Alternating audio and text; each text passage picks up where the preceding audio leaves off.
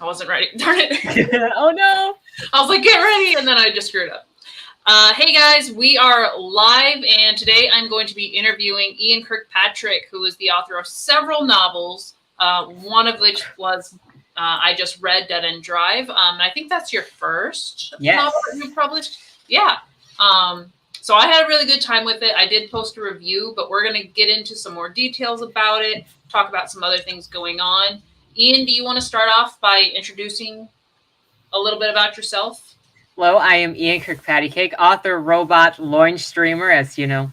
If you want to come hang out, and the loins never disappoint on Friday nights. Right. And I'm an author of mostly satire and magical realism. Awesome. So pretty much I didn't introduce myself. Like, I'm doing really good today. Yeah, I'm also an author, and I like to think of myself as an illustrator. I used to do graphic novels in the past, and now I'm moving more into like traditional novels. I typically write fantasy, but it like kind of branches between the age, not genres, but like it's not quite YA, it's not quite adult. So that's the series that I'm working on right now. But I've been trying to review and kind of promote indie authors for the past year or so, just to kind of like create a community where we can all like bounce ideas off each other, but also like learn from other people's mistakes or successes. So that's how I came to finding your channel and pretty much binging on all your reviews. And then I picked up your book and I read it and I really, really enjoyed it. So I can't wait to really get some answers about certain characters here. Oh no. I hope every chance I get, it's as we're advertising indies, every chance I get, go and read His Name is Augustine. The first one is free. I need people to talk to about that. I still need a self-help group, a community care group to talk to about that book. Copy. I will find it and I will be in touch. You said it was Augustine? Is that the His series? Name is Augustine is the series name. The first one is called Arcane Gateway, and it's perma-free. Where she goes like back in time-ish, but like another world? Yes. Goes back to medieval Munich. I'm going to put a sticky note now. Anyone that reads that book, I will have a discussion with you if you want to have a discussion, because I'm just like, it's been a year and a half. I mean, the reviews themselves were kind of crazy. Like, we have emojis for these characters on the server. I have to know now. I have to know. I'll show you I'm which add ones. To my list. Hopefully I can get to it this year. So yeah, we got a few people here. Hello, everybody. Hello. Oh, we got a bunch of people. We got Montana's here. Monkey Knots is here in second. Nightmare's here. Hello. Everybody's chit-chatting. I'm going to try to do good with the comments, but I know you guys chit-chat a lot, so, I'll do my best to find the questions in here. So definitely feel free to ask questions about Ian or her works while we're going and talking about things, and we'll try to pick them out. Ruth is here. Spooky's here. I think did I get that one? Yeah, I got that one. Choking. How did you know that I love bears, Spooky? That's always been my favorite animal. Ooh. I got one. Actually, I had so many stuffed animal bears, but there's one right there. Actually, there are 4 on the bed right now. I think there's another one down between the bed and the wall. And then you look over here, and almost all of these are bears across this row. I can barely tell that they're bears, but... A bear.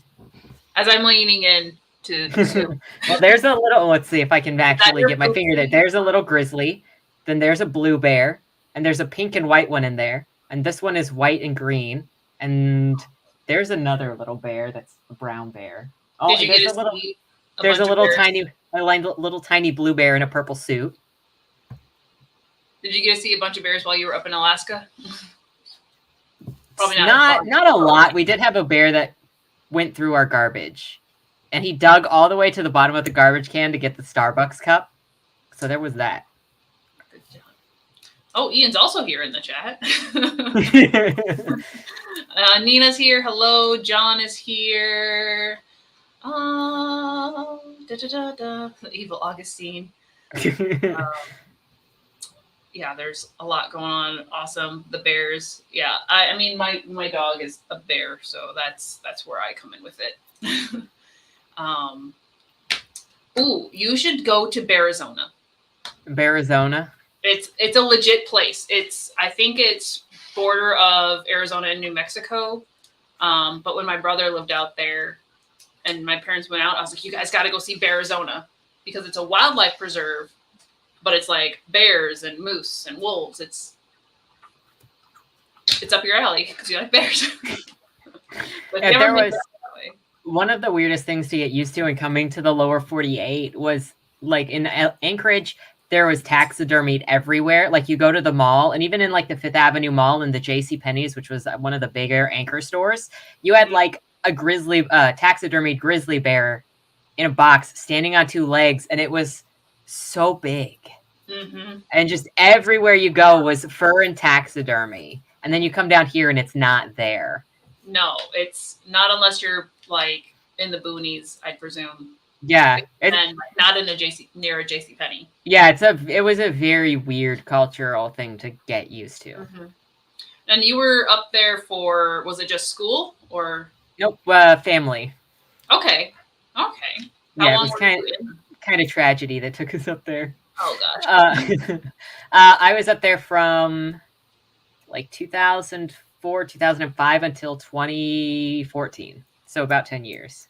Okay. Yeah, that's a good chunk of life. Especially when it's, your teens and your college and then your early 20s. Yeah, all of your real developmental like ages. Yeah. But that's got to be so I don't know where you're at and you don't have to tell us where you're at necessarily, but what is the biggest like life adjustment you've had to do since moving back to lower 48? What is the biggest adjustment? Well, I think the cultural attitude in general. So I'm in Florida now. Like, that's not really a secret. I am in Florida now. But the cultural attitude is so different between Florida and Alaska because everything so much in Alaska is utilitarian. And a lot of stuff in Alaska is just pretty much like do your thing. And nobody is concerned with how you really look because everybody is always trying to keep warm. And so there's no outfits really judging because everyone's wearing snow pants, and a lot of people bring 2 pairs of shoes because they got their heavy boots for outside and then their inside shoes. But then like you come to Florida and it's a big resort state, and like you get those people that really care about how you dress. There was like one girl that I remember from my class in Alaska who I think she was from Washington or California. I don't remember.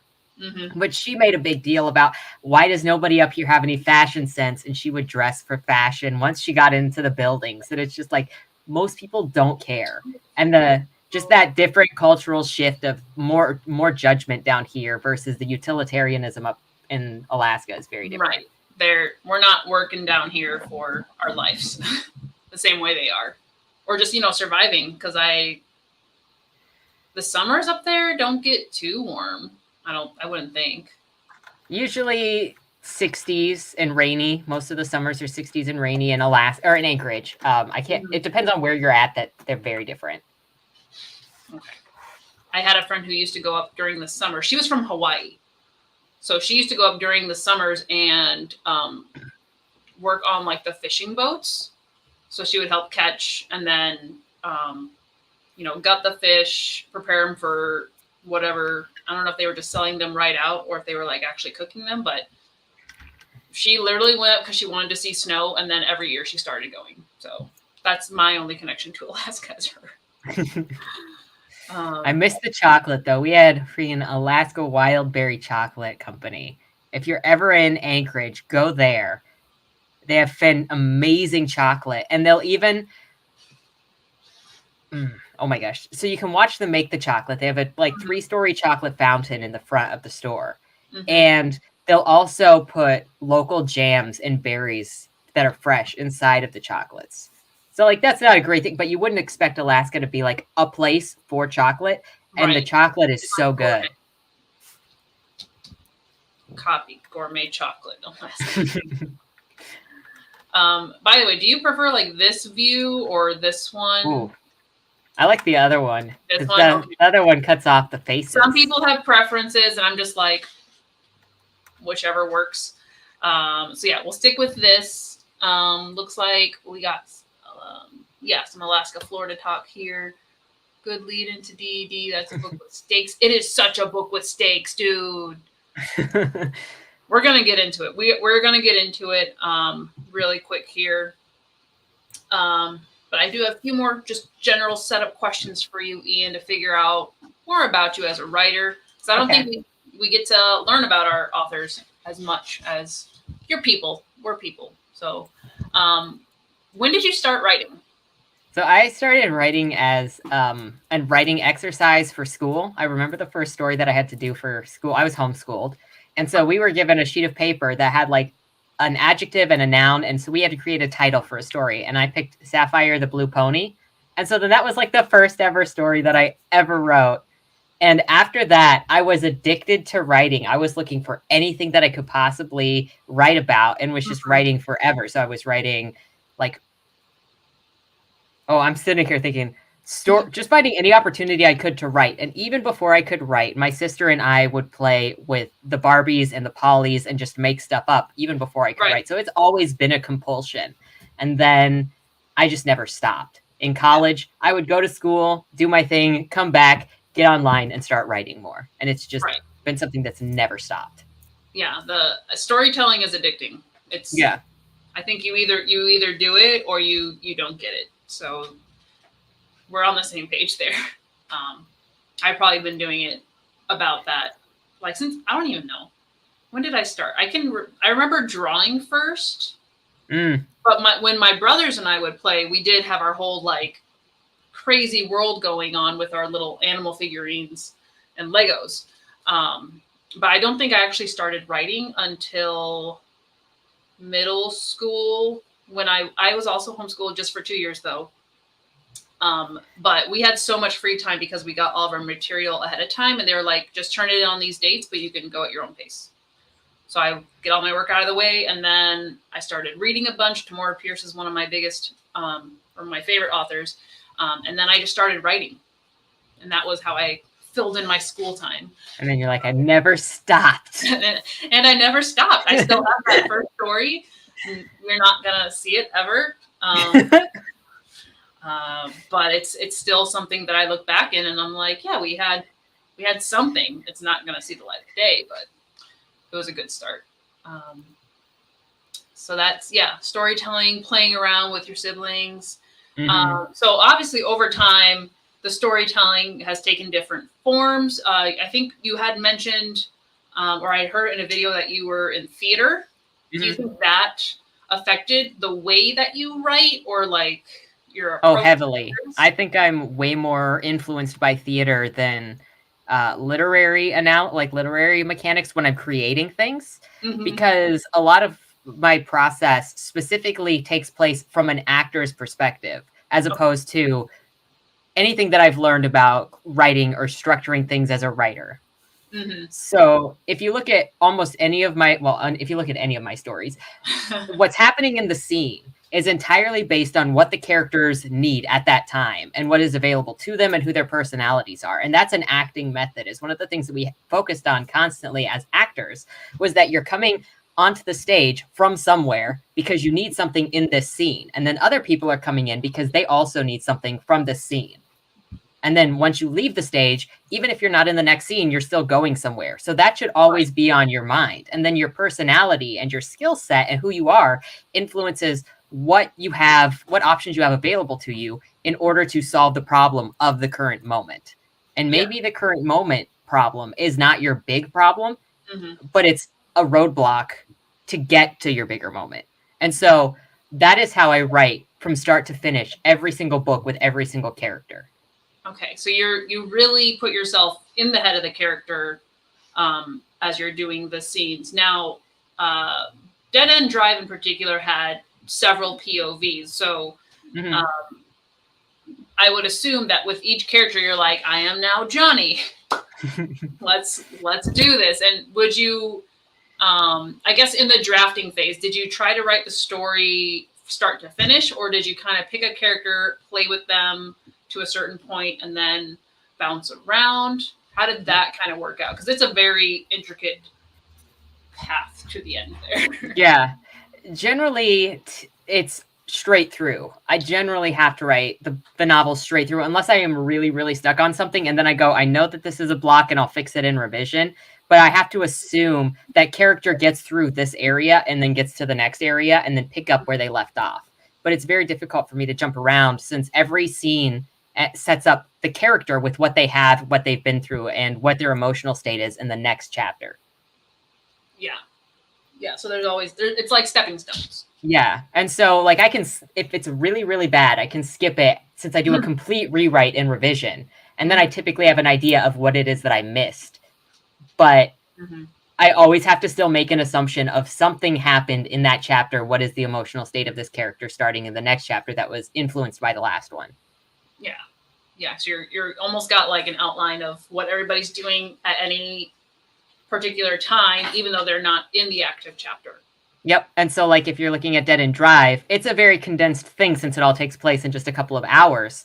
And so in working together those different people, I go, okay, so in this scene, you've got like, we're going to, since you mentioned Johnny, in the scene before the Johnny and Kelly scene where Johnny is hunting down Kelly, you've got Anna and Gavin who are going after Clint. And so Anna and Gavin were the guardians of Kelly. So Johnny really couldn't go after Kelly while Anna and Gavin were there. And so we end up with Johnny in that scene because he saw his opportunity because Anna and Gavin were outside doing the outside thing. So he's like, I'm going to go. Yeah. Yes. Yeah. And so as you can see, everything kind of, they're all kind of watching each other and then evaluating what happens next based on how they strategically think and what opportunities are available to them. Okay. Okay. I'm putting a footnote because once we get into the real meat of the story, we're coming back to this with Johnny in particular. But we did have a good question here from Nightmare, so we're going to pop into that. What attracts you to satire more so than any other genre? I think that people are ridiculous, and I think that satire just condenses what humanity really is, which is over the top and ridiculous, and then lets you pull the absurdity that is how people react to an extreme. Like you look at what's in Dead End Drive or even what's in Boom Boom Boom with how the feds are, and you go, that is totally ridiculous. But then you look at humanity and you go, well, some guy jumped out of a car with a gun and shot at somebody else because they honked their horn. How is that not absurdity? Right. And so I think I'm really drawn to satire because humans themselves in general are absurd. Yeah. And it lets you take that absurdity very seriously. Exactly. I was just about to say, we take ourselves too seriously when it's like, do you guys see what happens at Walmart on the daily? Like, yes. Like, and then Ruth also had a question. I don't know if you wanted to dive into this at all, but she wants a tour of all the props you have acquired for books. And that's probably like a stream in itself. I only have a couple at the moment. Unfortunately, I lost one earlier because my necklace broke at the park. Oh, no. But I have a different pendant on now. But I had an anchor pendant that said Le Console, and that's a character necklace that is actually in a comic I'm doing with my best friend, Sam. I don't know if my pictures over here count as props, but those were all art that I commissioned. And I can pull those up someday if we really want. But I can't get the raven out, but I can move the camera so you can see the raven. Sure. Right there, right there at the top, where my hand goes. There we go. There we go. He's a life-size raven. If I knew this was coming, I would have pulled him down. But he's like this big. He's fairly. I feel large. like you had him in like an end of your video or maybe a trailer, because I feel like I've seen something in yours that had like a raven figure. Oh, was it one of your book pictures? Yes. Yes, it was a book picture. Okay. Yes. Yeah. I did my homework. I just have to take him down, but there's that. And then let me go and I can grab those three. Well, yeah, I can grab those three, but not the lamp. No. And then I can explain those. Yeah. So give me 2 Feel seconds. Free to show us whatever you want. Please.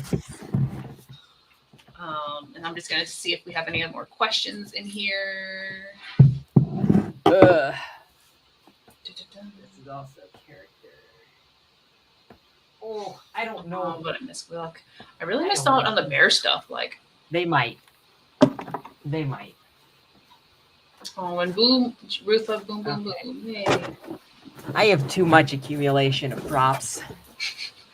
Yeah. The Raven's the best one, though. He is so gorgeous. If I could show you him up close, he is so beautiful. You'll have to share the picture in the Discord or something. So, clearly I have this nuclear explosion lamp, which is the boom, boom, boom prop, because of the bombs. You got this Ruth's favorite was boom, boom, boom. It's your personal cute little white cat. Is it your Poopsie? It is my Poopsie. He even has this diamond collar that says Poopsie on it. Oh my gosh. That's the cat I was picturing. That's literally Yup. the cat. I have this human skull replica, not real, because it's actually illegal to buy human body parts. So yeah. Is it just the eyes painted that way, or is there something?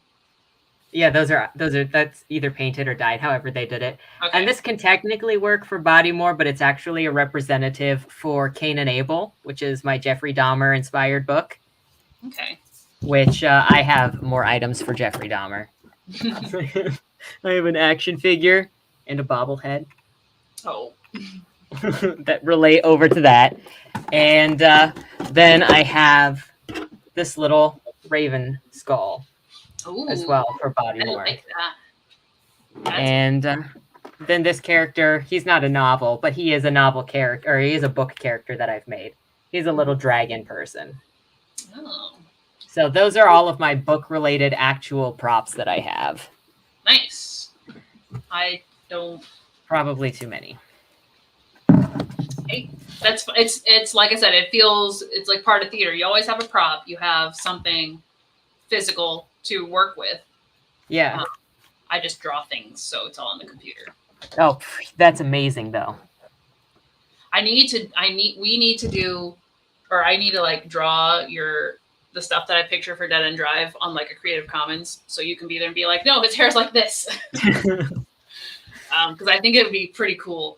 Oh man, one of the images that I really badly want to get, I want to get a lot of the death scenes commissioned, because those would be fun to get commissioned, like Johnny with the racket through his throat, and and poor old Madame Astra, and Alex doing up Doc's hair in the sink. That would be like a poetically beautiful but gory picture. Yeah, and the one that I really, really want is like a watercolor with Anna holding Gavin up as she's walking him away from where Matthias is laying on the ground. Because that really symbolizes what their relationship is, where they are a team. Yeah, they are for life.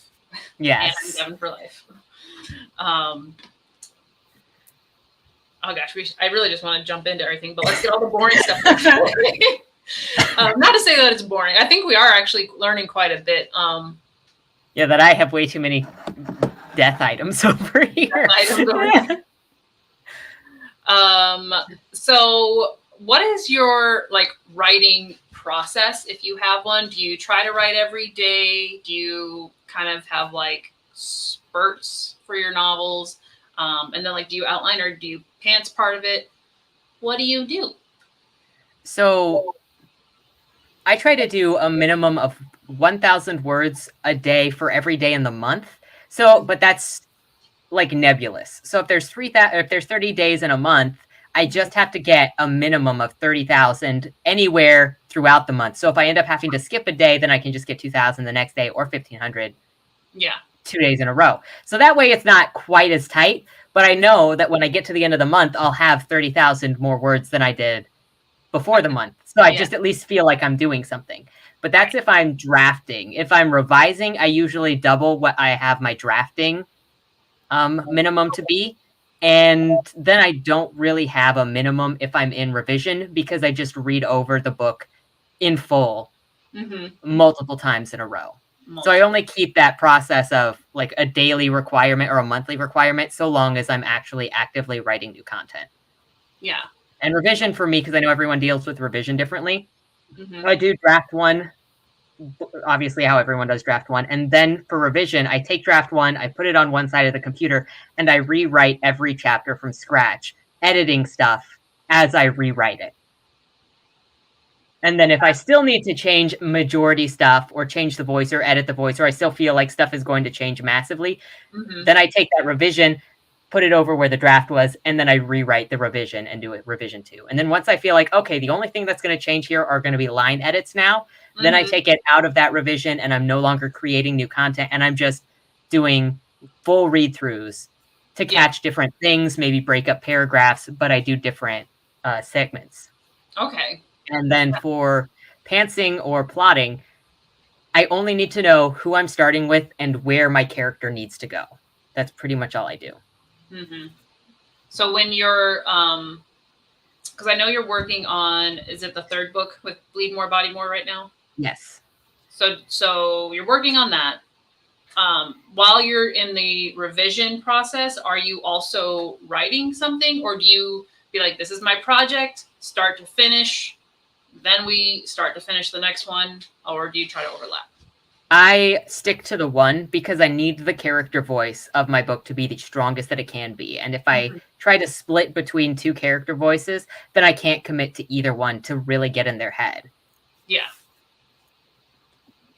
So I just cycle through that one book over and over and over again until I'm done. And then I'm free to work on the next one. What do you do? With this, like with the series, because you're having the same characters and the same voices. So would you allow yourself to be like, okay, I'm in revisions for book 2. Let's draft a little bit in book 3 just to see how this might go, or just to write something like. Nope. The only thing I'm allowed to do is take, if I get ideas, then I can open my file and drop those ideas and say, maybe I'll do this. Or if I go, oh, this is definitely where I would like it to go, then I can put in a note for that, but I'm not actually allowed to really work on it. Okay. Which is kind of what I've been doing right now for the 2nd Boom book, is I'm getting so many ideas for what I want that book to be that I have to pop open the file, put it in there. And so then I kind of get an idea of where I'm going to go. Right. But you don't work on it. It's just, no. Here's I your just drop the ideas. Yeah. Drop the coin in. As much as I'll go when I'm not working on something, if I get an idea for like a conversation, I will write down that conversation and then I'm like, I'm out. I can't sit in here. We're out. Gone. We're getting a few writing questions here, so let's check these out. Montana asks, do you find yourself in taking out more or putting in more content when revising? I usually add 10 to 20,000 words during revision. Okay. And do you think a lot of that, since you do rewrite, is a lot of changes, like a lot of, like maybe you wrote 70K for your first draft, but really only 30K of that transferred over, so you added 40 plus, or kind of stays close? It's partially because we're adding more into the character voice, because the character's first pass for me is getting blocking. So I'm learning where the characters are going and what the journey of the story is going to be. And so then the revision, I'm also less exhausted by the time I get to the end of the book, because when I'm drafting, I'm like, freaking end it. Just get them where they need to go and end it. And so then my dialogue can just be more poppy, like with less action between it when I get to the final chapters of the first draft. And so then when I come in to do the revision, I'm not as exhausted and I have a better idea of everything. And the emotions amp up when I do revision. So I have a much better idea of how the characters are thinking and acting and feeling, and they will express themselves more. So that adds. And then sometimes I will skip writing chapters during first draft. So that'll also add words. Like with Bodymore, or Bodymore 2, I should clarify. With Bodymore 2, I completely wrote chapters 2 and some other chapter in there, and the wrong locations. And so then when I did revision, and I just left them. I was like, I put a note in there because I don't go back when I'm doing a first draft. If I know I need to change something, I go and put a revision note, and then I just keep going as if that change is already in place. Okay. And so with Bodymore 2, I knew that I wrote chapter 2 in the wrong place, and then I wrote another chapter in the wrong place. And those 2 chapters were going to influence the climax because it had to do with the climax character. And so then I skipped writing chapters 16 and 17 for the first draft. So then when I went and did the revision, I had the first draft of the second chapter and the first draft of whatever other chapter it was that I forgot about. And then I added technically 2 new chapters since I didn't do 16 and 17 the first time around. So you moved your puzzle pieces and then you created the new ones. Yeah. So I'll always add stuff in because I have a better idea of what is happening when I do revision. For sure. The first draft is literally just get A to B, and we'll figure out what you're saying later. We'll try to do the best that we can so I don't have to rewrite literally everything, but I may skip over a lot of stuff and I may move a lot of stuff. Yeah, I think revision, not going back and keep getting stuck in loops, is what helps me as well. Like, I'll just be like, okay, I know that they actually gave this to a different person earlier, so we're just going to go on like they did that, and we'll come back and write it in. Otherwise, it's like, it's not perfect, and you're still in chapter 2. Do you have a program that you favor when you're writing?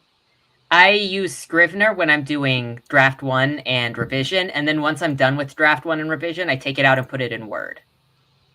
So for any line edits, it's in Word, and then I also turn it into a PDF and have Microsoft Edge read it to me, because Microsoft Edge has better voices.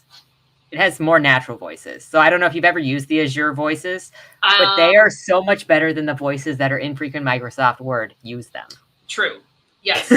I have not used Edge because I found an app called Edit Out Loud where it will read it back to you. And the bank of voices on there is enough like to satisfy me. Like you can, I think it gives you maybe 2 or so standard ones, but you can like, it's like a free extension or something, and it gives you 10 American voices. Then you get UK, you get South Africa, like all kinds of different dialects. I don't know how accurate they are because I'd never really heard a German read my book, but it's kind of fun to play with, and I definitely use that during my not second draft. Usually around when I send it to my beta readers, that's the draft that I listen back to check on things. But I have heard Microsoft Edge is a good option too. So. They have a bunch of voices and accents too. And for a little bit, I was listening to Boom with the Ukrainian accent. I'm like, this is mildly hilarious. Yes. So everybody make a note. Microsoft Edge will read your PDF to you, and you can pretend it's an audiobook and you're living your dream. I always use the voice Aria when I'm on there. Aria? Here's another question. When doing different POVs, do you ever shift between first and third person? Oh. I have not done that yet. I'm either usually in third person the whole way or first person the whole way. But Dan Simmons did that so freaking well in Carrie and Comfort. He made like the crazy old lady first person and everyone else was third person. And it's one of my favorite fiction books. Yeah. I feel like, especially because you're reading a lot of books, when you read in like a book that's written in first person, especially first person present, like, gosh, way to throw me off. That's like when I really write it. I don't write first person either. So anytime that I've read a book and it's first person present and here I go typing, and I don't realize it while I'm typing until I come back and like in the second draft or so, and I'm like, who wrote this? It's like a wrong tense and everything. So that's the only time that I do it. But you probably have. Do you accidentally slip into it sometimes? No, not when I'm doing first person. When I'm in first person, I am like so in character voice. You just like, if you ever read the difference between Joey and Bodymore and Jan, they are completely different people. And there's just no way to slip into third person because it's so in their heads. Yeah. Is that whole book written in first person? Yeah, Bodymore is in Joey's first person present, and then Boom is in Jan's first person present. Okay. So I have to like not be writing while I'm reading these. It's for the immersion, is you need to not know what is necessarily going on. Like with Joey, it's especially important because you fall into her distorted version of reality and the way that she thinks and what exactly is she seeing. And you need to kind of, is this real or is this not real? Yeah. You need to be there in it. I think Microsoft Edge is just free, isn't it? You just go onto the browser and it's an option. And it might, I'm not sure if the advanced voices or the more natural voices are in Microsoft Edge Developer or not. I think they're in both, but if not in the original, then get Developer, which works exactly the same. Yeah. And use that. Yeah. So if anybody knows for sure, you can definitely post it in the comments. But I think it's just in the browser. I think it's just everybody should have access to it. Yeah, it's just the browser. Yeah. So we touched on your writing process. Do you have a writing schedule? Like aside from, you try to do X amount per day or overall in the month. So like, I guess really, do you write better in the morning, evening? How does it work for you? Or is it just whenever? I think I write better in the morning, but I don't necessarily actually consistently write in the morning. I'm just like, as long as I get my word count in for the day or I'm on schedule, I'm okay. And then I feel better about myself if I get my word count in like before afternoon, because then I'm like, I am golden for today. Right. And if I leave it until after work, then I'm exhausted, and then it's 11 o'clock, and I'm like, my word count starts over in an hour. No, I have. Yeah. So getting it done to feel accomplished. More than Nightmare is another question. Have you ever drawn out maps or used planner software, such as the Sims, to visualize locations or block out movement, keep things constant? If not, what do you do? I don't use maps or planning software. I just be in the moment. Again, I think a lot of writing, and it's probably one of the reasons why I write so much in first person present, is I'm thinking of it like an actor. I'm being in the moment, and I'm like, what does my character need to do right now? And then they go and do it. And then stuff gets in the way because they obviously don't just get what they want.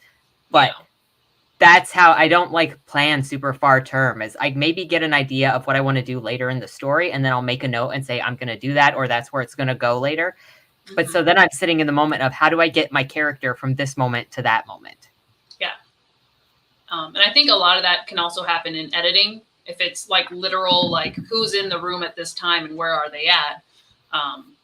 You can kind of catch those things when you read it back. If you're like, why is he at the door when he just stabbed a person? Yeah, so I'm trying to think. It's been when did I think I first drafted Dead End Drive in like 2014. So I'm trying to remember how I determined what order they were going to die in. Other than Astra was first, because obviously she was not prepared for what she stepped into. Oh my gosh, they were just like, you're not going to make it. And then, which I think now's a good time to start jumping into Dead End Drive. Okay. We'll do one more like writing-ish question, and then we're going to jump into Dead End Drive because I have questions. And there's certain characters I need to know more about. Okay. So Monty asked, do you ever feel like other writers overcomplicate the craft of writing?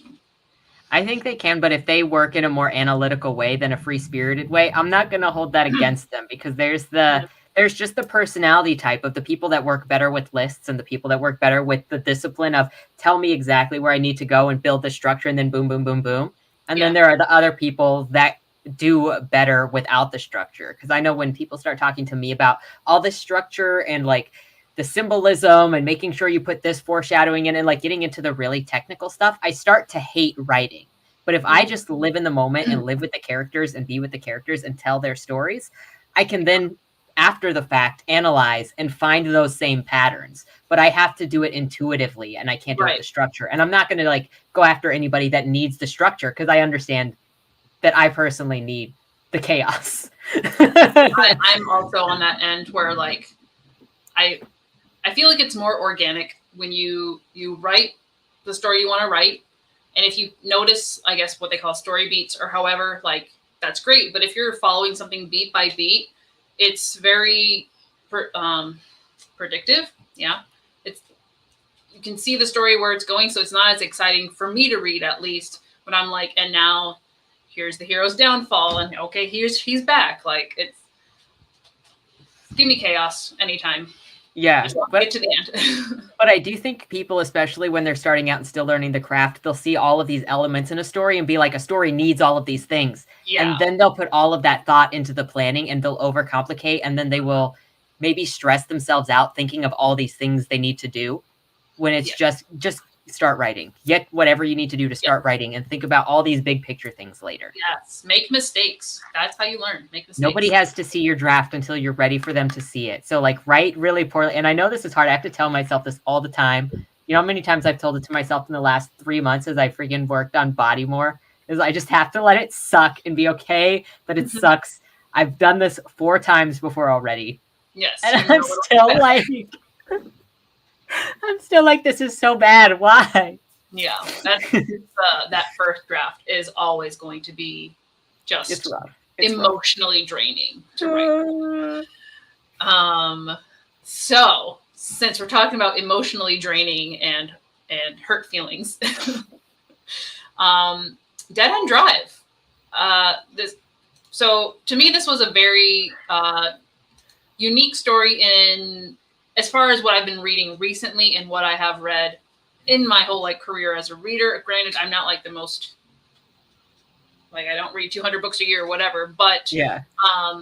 I thought that the location, especially, and like the time frame of the story was relatively unique to what we see, or at least I read a lot of fantasy, so I'm not set in the real world.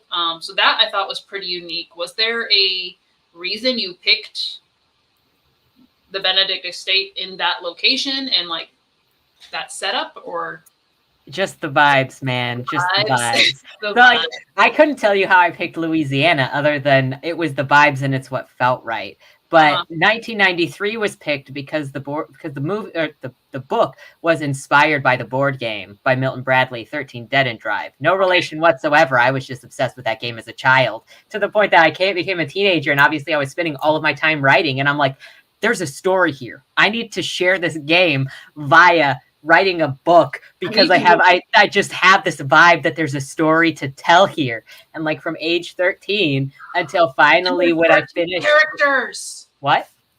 You have 13 characters. Yeah. What? Yeah.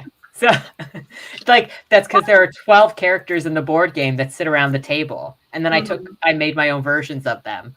And then there's Agatha.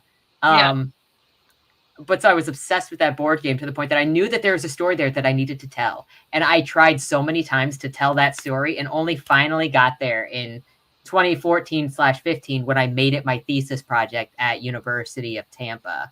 Mm-hmm.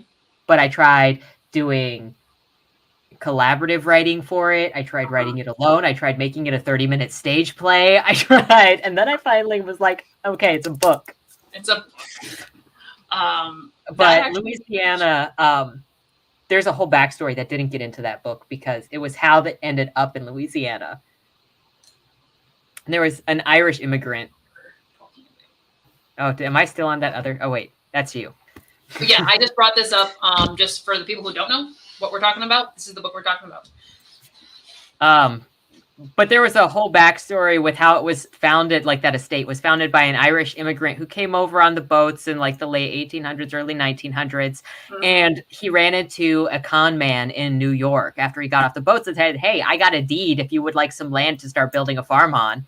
And he was like, it's very fertile. Just give me basically all of the money that you have, except for what you'd need to travel down there. And I'll give you this deed. And he was like, that's amazing. Thank you. And so that he bought the deed to the land, got down there, and it was a dead bayou that nothing could grow on.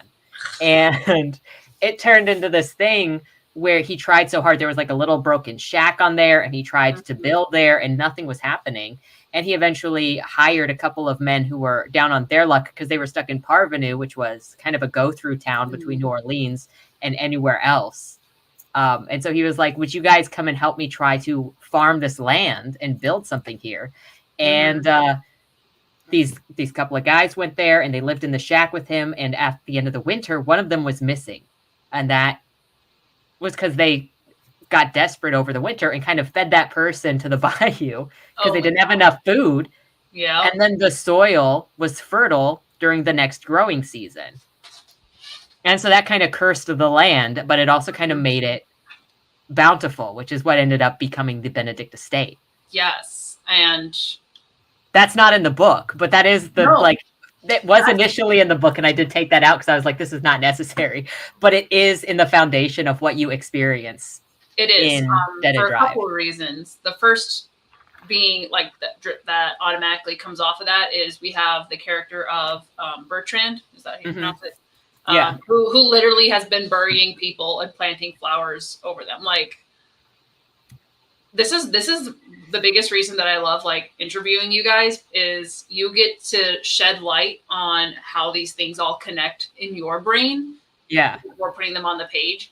And even with Dead End Drive, like now knowing that you were inspired by the game brings that extra meaning to the title of the book, obviously the setting, and I mean, everything, you know, was connected and made sense, but now it's like that extra level of excitement. I'm excited about this.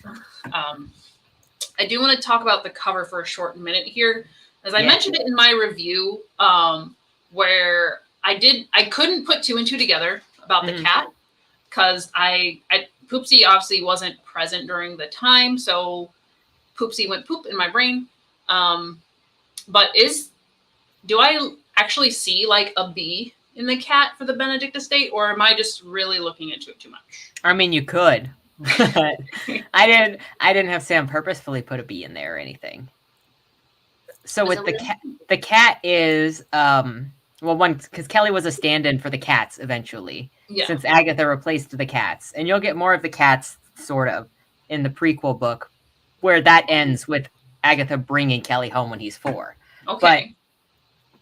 But the cat itself is a symbol for Kelly on the cover, since he replaces the cat in the book. And that also, the white cat is a symbol of purity, which also stands for, you know, how Kelly was at the beginning of this book, where you then have the paw prints that are bloody, which symbolizes the decision Kelly has to make at the end of the book. Yes. By playing the game with the other people. Absolutely. So it dirties his purity. So the cat is really just a symbol. And it's also why Johnny continues to call Kelly the cat throughout. Yes. I think Alex calls him a pussy at one point too. Right. Did he say that to Kelly? I don't think he said it to Kelly. I think he said it to Johnny. To Clint. No, I think he said it to Clint and Ellie when they were in the kitchen laughing about murdering Bertrand. I know he said it, but I'd have to double check. Yeah. Somebody made an inappropriate joke about Kelly, and they're like, "What the frick?" Uh-oh. You can't have that. Don't mess with Kelly, man. Now I have to open it to be like, where did I put that? Where did you put it? Just like I can literally just search it in Kindle. Yeah, I don't have it on Kindle. I just had to open my other computer. Shoot, how do I search again? Start text options. I just want to search. Search this book. Oh, who can find it first? I never search in a book. Here we go. Oh, I bet whoever gets to Kelly could make him yowl like a puss in heat, Clint said. Yeah, that was to Ellie and Alex. I remember that. Okay, no, but Johnny also does say it. But he says it to himself when he's looking for Kelly. Oh, yeah, if I were a pussy, where would I hide? Yep. Yeah. Yeah. So, yeah. Didn't think I'd have to be looking that up anytime soon. But those were done on purpose as well as just being disgusting. But, you know, Clint is Clint. Clint is terrible. Like, you could smell him by reading this book. That's great. He didn't brush his teeth. It's terrible. It's bad. So, do you have a favorite, as far as writing the character, like being in their POV, did you have a favorite and a least favorite when writing Dead End Drive? Alex was the greatest because he is hilarious. He was the one who, like, in his monologues and just like his dialogue too, felt theatrical. Yeah, so that's kind of where I was feeling it. Kind of a big personality. Both him and Johnny are both big personalities, but specifically, I think that maybe that's why they are both some of the most fun characters to write. Because one of my favorite scenes to write in this book was the whole section where Johnny and Alex were trying to kill Angus. They're such idiots. Right. It was like, it was cringy, but you were just like, maybe this will work. I have to see. Also, that scene, you're familiar with the game, right? I tell you, because you give me, I think you seem like you know the game. Yeah, I know the game. So that whole scene is a reference to the 5 traps, or that section, to the 5 traps in the board game. Mm-hmm. As well. Yeah. Yeah, it was fun. I did think that, like, I do remember while reading it that we were with Alex a bit, but definitely Johnny like a lot. So he was the character who I felt like was very, very prevalent, which he was in many ways one of the most active characters. So it made sense. But then like the character of Doc Charity and Ellie, like once we got to them and I was like, ooh, now I can, okay, you're dead. Like, so I felt it was very short-lived with them. Even though Alex did a pretty good job, or I guess in the scene where Alex is talking to Doc, I think we had a pretty good setup for her to kind of get an idea who she was. Mm-hmm. But I still wanted more, like, because we have so much of the other characters. Then I was like, and now she can't talk. So, and then I really did expect more from Ellie, just because she was Agatha's daughter. But we got her, you know, kind of with Alex, kind of with Matthias a bit, especially at the end.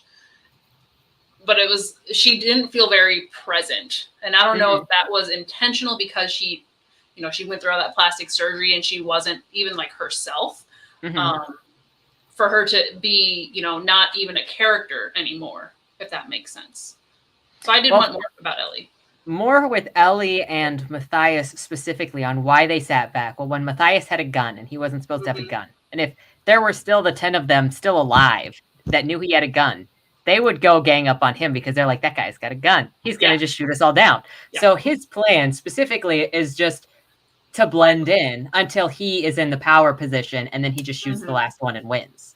So Matthias's whole game plan is, and has always been his entire life, is a chameleon. He will be whoever he needs to be to get there. And you see him play that game with Kelly when he's like, I was a little orphan child. You see him play that with Ellie when he's like, I love you, darling. And then he stabs her. You see him do that with Agatha. And that's just what he's always done. So he just blends in until he is in the position to squash and take what he wants. Ellie is the kind of person that uses other people to get dominance. So again, she's going to, like, she uses Alex to go after who she wants him to go after. And she thinks that she's controlling Gavin and Matthias until, you know, Gavin shuts her down at the end. And then she's like, go and kill that alternative bitch so that I can have Gavin. And so she is not going to, the two of them were deliberate choices to slide back because they're snakes in the grass, as opposed to people like Johnny, who is a pro athlete who's going to be aggressive and get in your face. So it's just their different strategies, because the whole time, like I was saying before, is you get in their heads and you see what strategies they'd use, and that just sort of contributes to what they're going to be doing. I mean, definitely all of that makes sense because you can see how it all played out in all of their scenes. I just think personally, like, even if there was a small POV with either of them, kind of not even like emphasizing that, because that is visible throughout their interactions. But just a little something to keep them, if not on the page, but like in our brains. Because you know, with Johnny running around like a crazy person, I totally forgot Matthias was a thing. So, that's how he likes it. I know that's how he likes it. Darn him. But I get what you're saying. I don't know if it makes any difference for getting to know Ellie or Doc and knowing that they'll be in the Benedict estate in the prequel. Because the prequel is all about Agatha and Bertrand, and then the competition between the daughters, Ellie and Anna. Yes. And the two different. I don't know. I have it as. I am here for it. I have it as a while away. Like, right now. I don't know how much spoilers you want to go into, but that whole revelation with Bertrand and Agatha's not only relationship, but the product of it. The love child. Oh, yes. We can go into it. I love Anna so much. Yes. Like. And you can. You know how much Agatha loved her too. Like, it's a very weird relationship. Yes. Because Agatha never talked to Anna. And you'll see that in the second and the prequel too, when Anna's a child and Agatha just never acknowledges her as a daughter, but she still loved her. But that's a social commentary of a sort. but the way that the house interacts with Anna, like she knows all of the house's secrets. She can slide through the house. She's a ninja. And the house loves her. You can see the house being complicated for other people that it doesn't like. So it's sort of a character on its own, and sort of like it's living, kind of like when I talked about like when they put the bodies in the ground and then it sucked the life out of those bodies and then made it prosperous. The house is basically a character itself, and it responds to the people inside of it in an ethereal way. And I love that we had, Bertrand's story in itself, that was very, touching is not even like a strong enough word, but I don't want to say like soul wrenching. But it was so deep, and you felt for him so bad. And then for freaking Clint to come in, I think that was the only like murder that I was pissed about. I was like, how dare you? But yeah, that was what, and coming after that, getting more of their relationship revealed and how everything worked. I'm here for hearing all about their secret relationship, because there was definitely some sort of a level of love there that she was never able to express with her husband or lovers. And it just made such great and strong characters, because there were so many layers for you to really dig into. And then not only do they have the child of Anna becoming who she is, but this alliance with Gavin. So good. I was like, damn. Oh, and I also super appreciate the levels of gore that you went into. Oh, thank you. It like I said, it's not for everybody, but I appreciate that you actually went there and it wasn't like, and there's the bloody knife. So do you enjoy writing said gory and like really descriptive scenes? Like, wow, I can't speak. I write what's necessary. Okay. For the idea, and to try to have the person visualize maybe the horror or the atmosphere of what it is. Because like obviously with Dead End Drives, everybody is so over the top, and there's like all of this laughter because of just how ridiculous some of these people are. Like even Alex, while he's over there doing Doc, and then his finger slips into her skull, and he's like, "Oh, is this what it feels like to be straight?" You can keep that to yourself. Oh my god, that was such a great line. I want the reader to see it and be in that moment. And either if it's like in Bodymore, it's very atmospheric. In this, I just want the reader to be there, like they're experiencing the horror and they are taken aback because you were laughing 2 seconds ago. Yeah. But this is really horrendous. Yeah. And I think that also is good commentary on just the way that we, as a society, especially in America, view violence. Because we're very okay with watching, violent movies, things going on in TV and in, music. You hear a lot of violence and everything. But we don't unless it happens to us, I don't feel like we take it seriously. If that makes sense. Like, we know it's bad, but we don't feel as sensitive to it as we do other things. Whereas like in the UK, they're kind of flip of that, where like, you can have like sexual content and stuff more prevalent, but violence is like, you have a line, don't cross it kind of thing. So I think that's a nice touch on that. Yeah, I don't specifically derive pleasure out of writing descriptions of gore, but I try to tell the stories as truthfully as I can for what they're trying to be.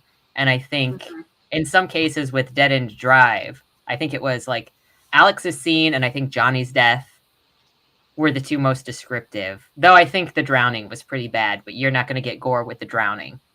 But the drowning was pretty terrible. No, you have to like have a certain fear of it to like really put yourself into that and catch on to it. Yeah. But I think it's the juxtaposition of the comedy and the horror that mixing them together. It's the same. I'm trying to figure out how to exactly say this because it makes it punchier, in my opinion, to contrast them against each other. And it's the same reason, like at the end with Matthias killing Ellie, that you mix love and death, because sex should never be mixed with murder. And it's the most unholy combination to put Right. life and death together. And so Yeah. I think that's kind of how I approached doing the comedy and the horror and how graphic it is. It's because Yeah. it makes it more punchy. It was definitely pretty well balanced. And especially with Matthias's him killing Ellie. I was just like, ooh, that was so freaking clever. Because she was looking for the dang gun. Well, you know, you got to even that playing field somehow. Yes, that was really good. We have a couple questions, so I figure we'll touch on these. Okay. What do you think of writers who take inspiration from movies? Do it. Take inspiration wherever you want to take inspiration from. I have entire books that were inspired by a single character from something. Like Jan was inspired by the character of Jack Parsons in Strange Angel because I was like, I love his energy. I want to make an eccentric character that has something that he's really passionate about that nobody else gets, that just happened to be explosions, and that turned into Jan. I have a space opera that was inspired by Gage from Borderlands 2. And so she's got a robot buddy, and she transports materials, and I come up with a completely different thing. So take whatever inspiration you want and revision it in your version and go for it. Mm-hmm. Yeah. It's as long as you're not totally ripping something off. Yeah, don't plagiarize. Free to do whatever. But take inspiration. Everybody takes inspiration from the things that tickle them. They enjoy. Yeah. Even if you go, this book is so terrible, I bet I can do it better. That is still legitimate inspiration. Yes. I have thought that so many times, but I'm just like, I ain't got time for that. if you're passionate enough. So Ruth says the fact that Agatha just renamed them Beauregard, so all of her following lovers after her husband. How did you come up with that? Well, so in the board game, the boyfriend's name is Beauregard. And so I just made the Beauregard name a reference in the story, but then as I was writing it, it was just like, obviously she doesn't care about any of these guys.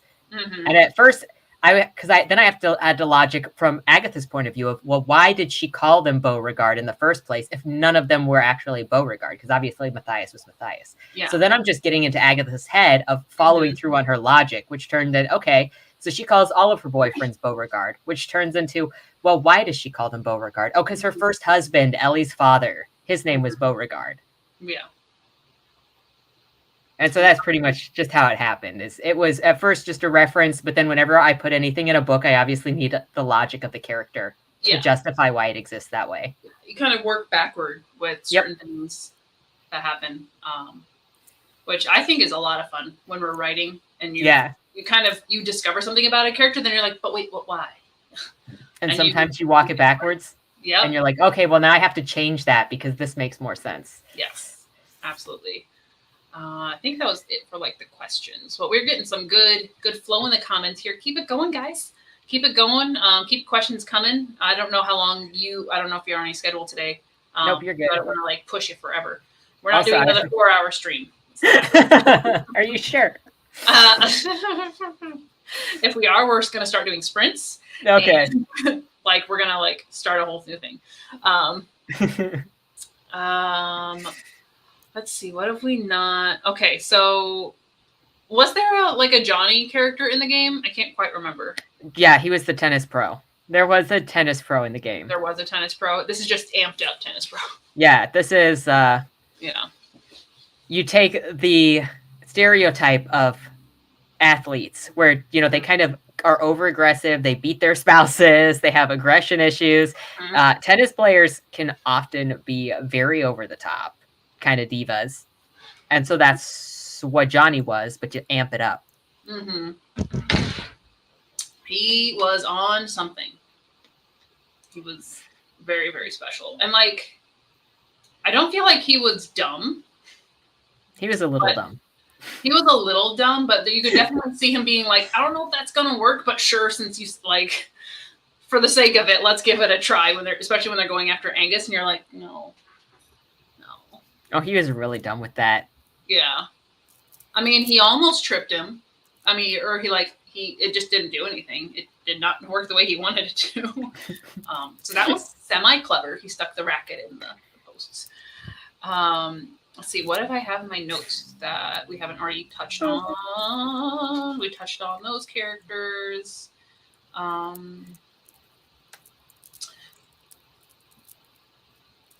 I think we kind of already touched on this when I talked about like how Ellie and the Doctor weren't very prevalent because character reasons.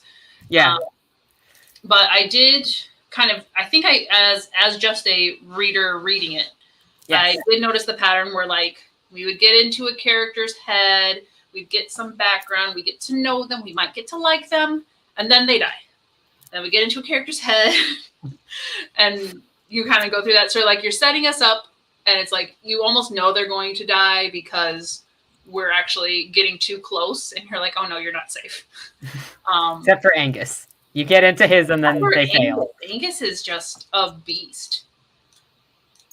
And I was definitely like at the end when they kind of took him away, I'm like, no, he didn't do nothing.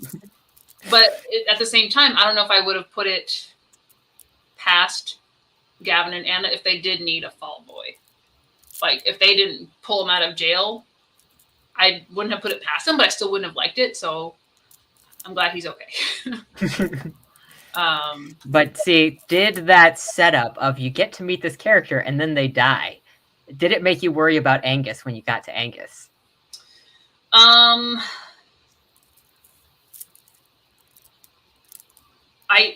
To be honest, for me, I don't think it did because like I tried to avoid a lot of the other reviews on like the Goodreads and everything because I wanted to come into this pure. Whereas like with the Savior's Champion, I probably had watched every single review on that before going in. But I think I had caught a comment from you either in a stream or something where you were like, yeah, and these two characters are trying to kill off this guy and everything they do keeps going wrong. So I kind of picked up on who that was. And I kind of felt like Angus was safe because it was like, it felt very comedic. So I didn't feel like he was at a threat. If he did freaking die though, I would. That chandelier just dropped on him, and they were like, right. I would have been more surprised, but I had that little bit of knowledge going in, planted to like, oh, this is kind of going to be like they're not going to succeed at least for the first couple times. So I did not necessarily feel worried about him. Okay, but he was also a beast, so I was almost like. Because I think when you start with Gavin and Anna, you don't really see them coming out on top because they are, like the butler and the maid, essentially. And typically in stories, we don't follow those characters or they're kind of the red shirts where they're going to die. So they felt more significant as the story went on. Mm-hmm. But with Angus kind of being that rock, it's like, is he going to be the last guy standing? What actually happened? Can you imagine? Like, it's just Angus and Kelly, and he's like, "Well, you want some breakfast?" And then Kelly's over there crying. Everyone's dead. No, right. So yeah, that was my experience. I don't know how it was for other people's. We're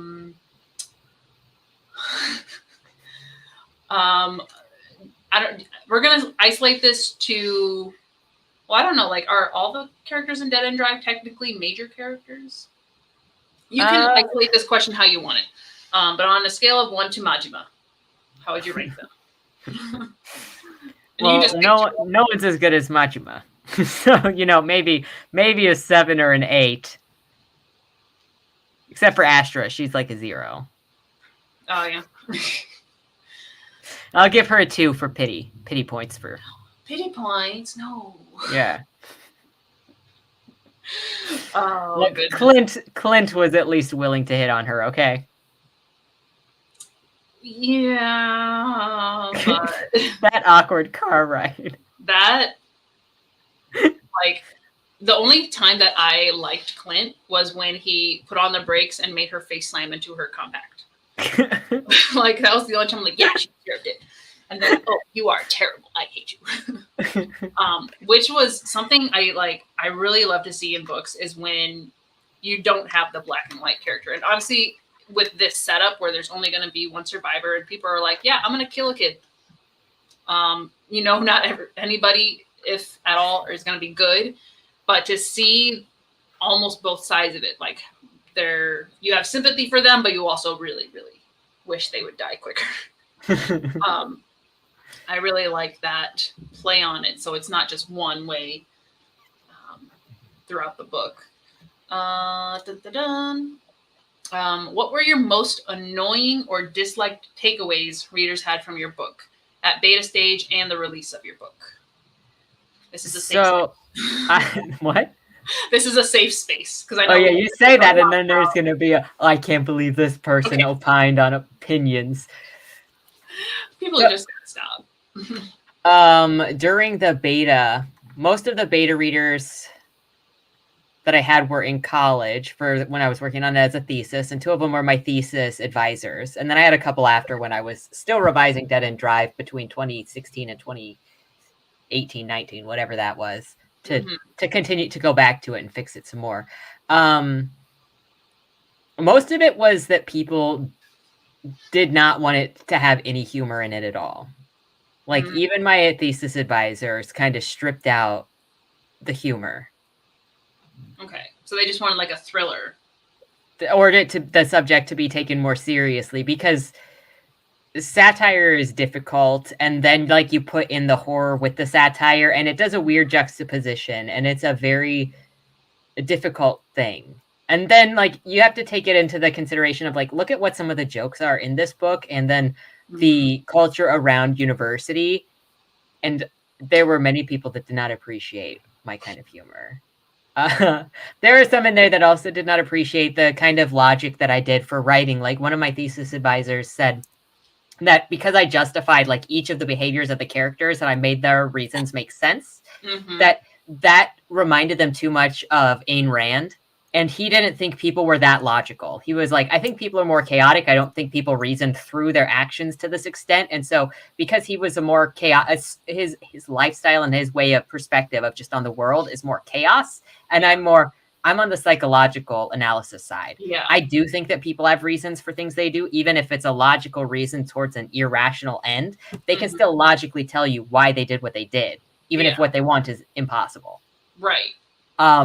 But that was kind of jarring because it's just somebody bringing their world perspective and to combat your world perspective. And you're like, my book is going to encapsulate the kinds of stuff I see in the way I analyze the world. Yeah. In certain ways. So that's not super helpful.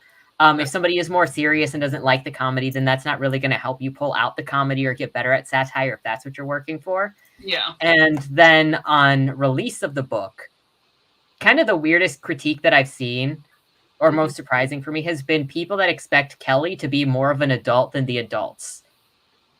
Like, they'll go through it and they'll be like, why is he so whiny? Why isn't he more proactive? Why isn't he taking responsibility? I'm like, this is a child that he was infantilized by his caretaker. He can't even read.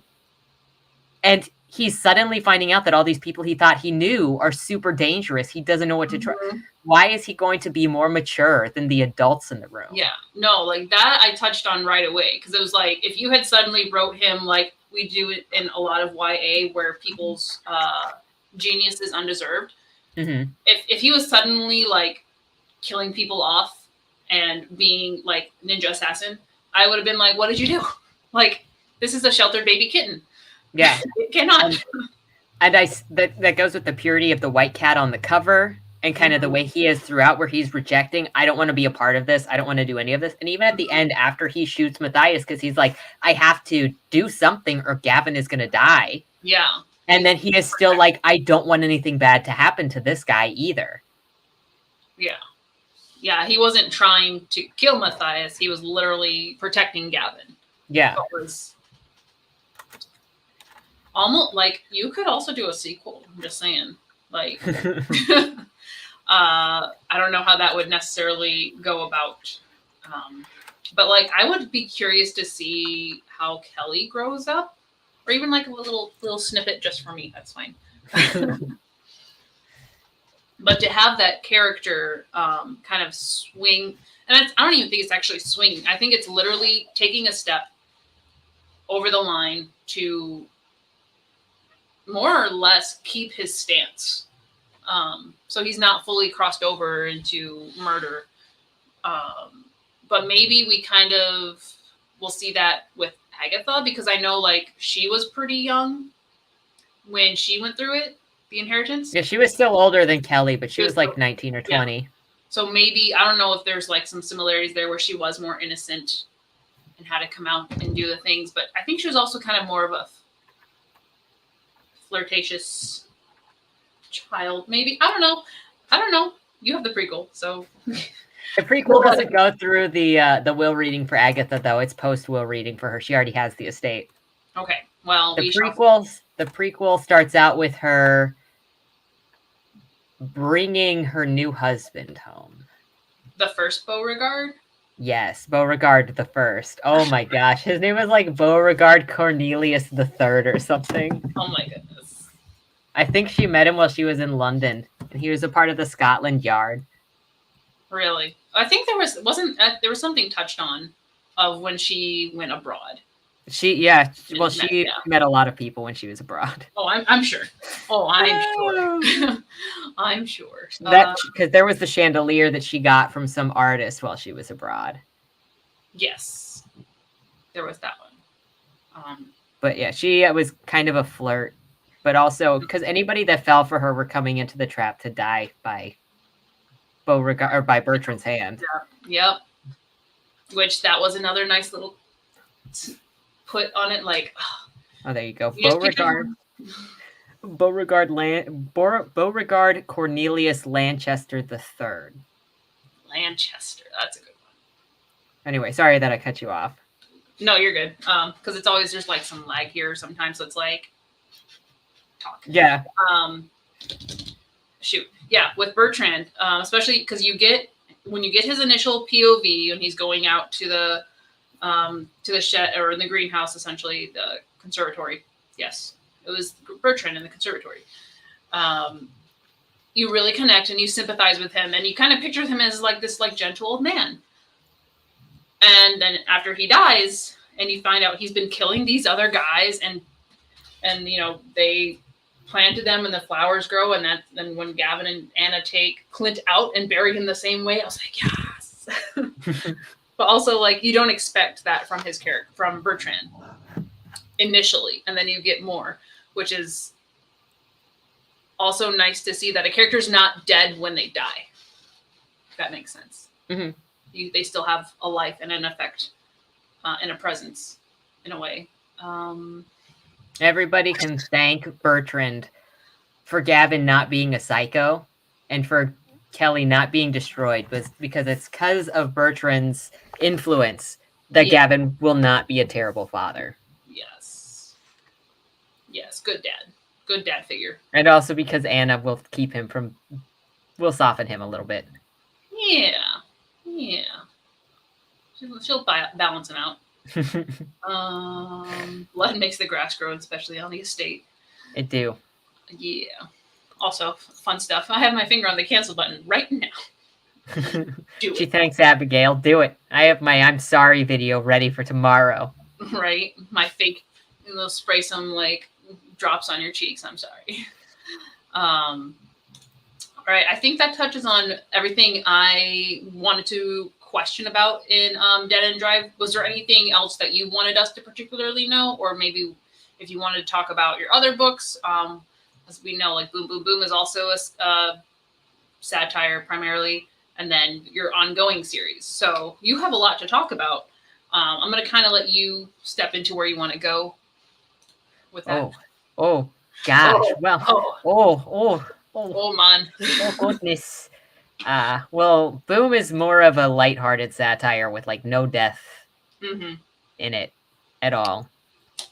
And Jan is just a good boy. Yeah. That falls in love with the first girl he sees in America. Oh. And Bodymore is very depressing until you get to the end, which I think is a lot less depressing than the whole rest of the series. The end. Is it a trilogy or? Yeah, it's gonna be a trilogy. There's just the three of them. Okay, so we're holding out for more on that. I don't know what people would be curious to know about either of those, so I don't know where to go with those. Okay, I'll do my job as a host. Fine. But I was gonna say something about Gavin and Anna and Kelly, but I don't remember what it was anymore. Family dynamics. It is a family dynamic. Yeah, for sure. You got mom, dad, and little baby. I should say, did you catch the... Oh, that was one of the things. So obviously the beginning of it is sort of references, and then there were none. Because what Agatha Christie does is also introduce each character getting to the island before they actually all sit down at the table. And so when I was writing it, I also had, and then there were none over here, so that I could be like, okay, how did she introduce a large cast before getting the story going? Because I'm going to do what the Queen did. And spoiler alert for anybody who has not yet read, and then there were none. But the first character introduced in that book is also the one that was behind it all. So when you read the letter at the end, the letter in the bottle that he sends out that talks about the perfect crime, it's the first character that you meet in the book.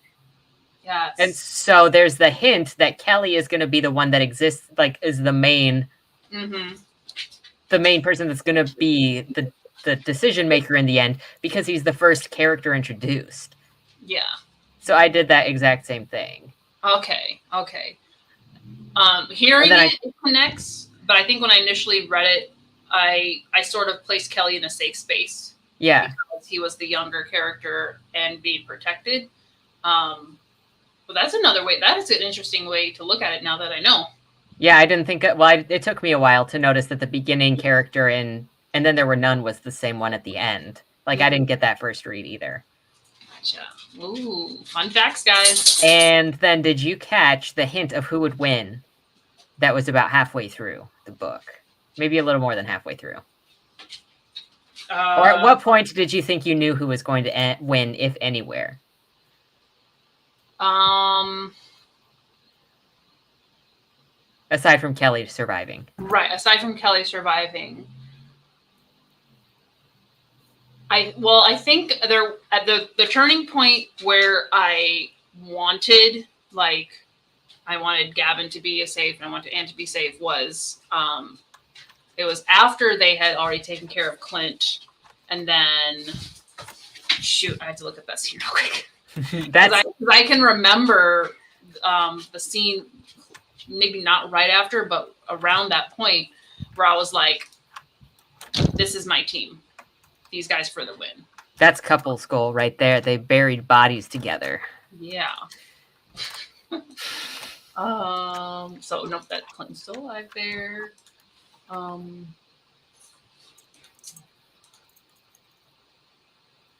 I do think I don't know if this is the same part that you're thinking of, but I think when we got Gavin's backstory and his issues with his father, and then seeing how he acts with Kelly, I was like, he has to be there. Like, he was going to do anything for Kelly. So even if he doesn't come out safe, he's coming out. I think that's kind of the moment where I was like, Gavin's got to be here. But that may not be the point that you're thinking of. Well, that is, but it's also a different thing. It's the same scene, but like the giveaway that I planted in there specifically, not to like make you be like, oh, I want this to happen, but that this is what's going to happen, is when Bertrand is having Gavin bury his father, and Gavin can't get out of the grave by himself. And then Bertrand is offering his hand to help him up, and Gavin is like, no. And Bertrand is like, you cannot do this alone. Find the people that you trust. And because he learns to trust other people and to build a community, he obviously is part of the only group of people in that will reading that do that. Like, Angus is also part of that because he's got a community in those people and sees them all as family. Yeah. So it's the family all that survives, and the people that do not go into the will reading for themselves that get out. Yes. I literally turned to that page as you started talking about it, so I have that full quote. I remember that line specifically because I was like, oh, he's got Anna in his corner, and yep, they're going to mess people up. And it's the same thing that Bertrand and Agatha made it through their will reading because they were a team. They had a connection and survived. It's kind of like, have you read or watched Battle Royale? Mm-mm. Please do. Where are you?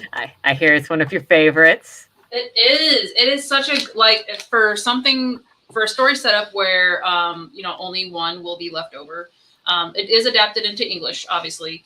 The movie, The movie is good, but the book is better. Always. And I say this because obviously the movie goes too quick through a lot of the killings. The premise is that a class of middle school students were chosen to be put on a deserted island, and they do this not every year, maybe it's every couple years. And I think it was supposed to, like, he got into a lot of politics about it, which is not the part that I'm going to remember ever. But it was to, like, kind of keep sort of like a civil thing going on at peace. And literally all these middle school students who have grown up together, they all get a pack with a weapon inside it of varying degree. Some get a frying pan, some get a machine gun. And don't underestimate that frying pan. I know, but they're sent out and they have like 3 days, and the whole map. Oh, there's the map. You kind of see it. They grid out the map. So as like every few hours pass, a grid part gets closed and they're all wearing collars. So if they stay in the grid and if they choose not to participate, their heads will blow up. So like they're being forced into this game, and without spoiling too much, like, you know who's coming out because of the alliances made, and you also get your heart broken. No, but it's so good. It is, especially as a translation, because I did read the original in Japanese, and it does translate very well. That's awesome. Yeah. Yeah. So that's my hot take. Read Battle Royale. Is that a hot take? No, I'm sure like a lot. It has a cult following, but I think a lot of people reference it when they think of like Squid Game and Hunger Games, which, you know, I think it came literally first. So OG. See, Nightmare understands. It's the quintessential Last Man Standing story. It's a must read for Last Standing. Let me see. Oh, we got a couple questions in here. When are you going to take accountability for blowing up those 3 small countries, Jan? Check back with me later. You're going to have to follow me to find out. Yeah, follow Ian to find out what Jan does next. And then Spooky asks if you've seen the movie The Legacy, because it reminds them of your story. I have not seen The Legacy. I have not either. I watch cartoons, so anything live action I probably haven't seen. Except for Jaws, I watched all of those recently. How was that? The first 2 held up really well. And then they tried really, really hard with the CGI in the third one. The story wasn't terrible, but God, that CGI was bad. They should have just used the puppet again. They should have, but it was like they built an underwater viewing port, essentially. And the worst CGI part of that scene is they have the shark coming to break through the glass, but it's the whole shark body. And it never like moves like a shark. It's like Frozen shark charging in and just glass shattering and explosions everywhere. And you're just like, oh God, fire the person in charge of the scene. Then the fourth one was just the terrible story. Oh no. It was just, they pushed it too far, and isn't it? So stop at 2. Unless you want to try the story in 3. It was I needed some monster flicks, and that's what I went with. What is the theme for Dead End Drive? Family. Something like that. It's money is the amplifier of your personality. It doesn't create who you are, but it inherently makes bigger whatever is already in there. Yeah. And selfish aspirations will lead to unhappy endings.